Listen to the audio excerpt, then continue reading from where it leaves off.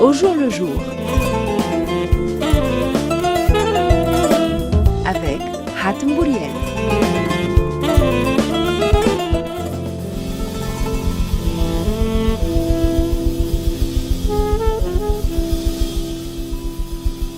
Bonjour à toutes et à tous. J'ai le plaisir de vous retrouver avec la complicité de Nawel Saidi pour ce nouveau numéro d'Au jour le jour. Restez avec nous sur RTCI.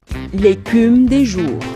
Pour l'écume des jours, un coup de chapeau à un espace culturel, un espace artistique précisément, celui d'Imagine, qui est un espace animé par Mariam Berchid Mestiri, qui est intervenu en tant qu'architecte dans une ancienne boulangerie. Et cette boulangerie est devenue une galerie d'art à 3 niveaux. Une galerie d'art qui expose actuellement Laetitia Challa et qui a exposé récemment David Bond ou encore Leila Ammar, un espace qui se trouve à Carthage d'Ermesh et qui montre que l'on peut adapter un espace professionnel, une boulangerie en l'occurrence, et le transformer en galerie d'art. D'ailleurs, le cas s'est présenté à plusieurs reprises avec plusieurs espaces qui avaient une toute autre fonction et qui se sont retrouvés versés dans la vie intellectuelle et artistique.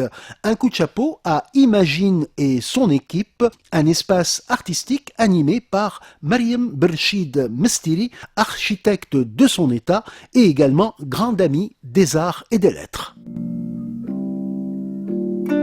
Parlons tunisien. Notre chronique Parler tunisien va s'arrêter aujourd'hui sur le terme zmem.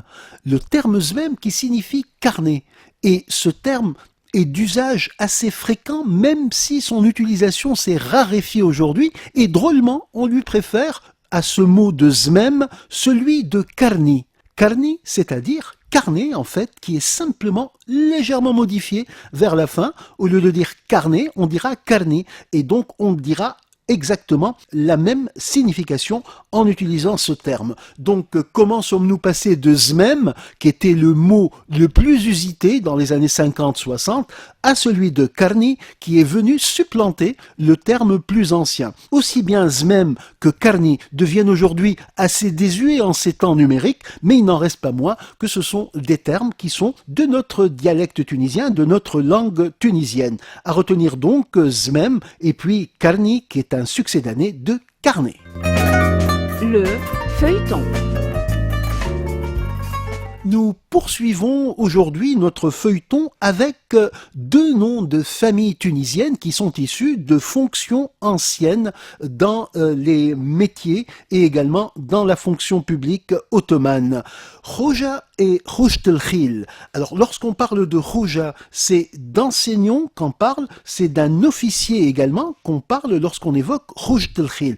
Aussi bien Khoja que Khouchtelkhil sont des patronymes de familles tunisiennes. Si Khoja désigne l'enseignant, eh bien, il peut aussi désigner un assistant, un officier. Et Khouchtelkhil laisse entendre qu'il s'agit d'un responsable de tout ce qui concerne les chevaux. Et donc, à ce titre-là, on pourra peut-être évoquer l'image du page ou bien de l'écuyer pour traduire ce terme. En tout cas, les patronymes existent bel et bien et ils viennent s'ajouter à ceux de Besha, Khazneji, Khaznadar. Notons donc pour aujourd'hui Khoja et Khouchtelkhil, des patrimoines ottomans qui continuent à exister aujourd'hui en Tunisie.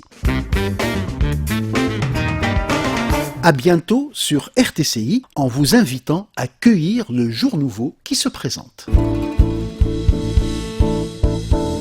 Au jour le jour.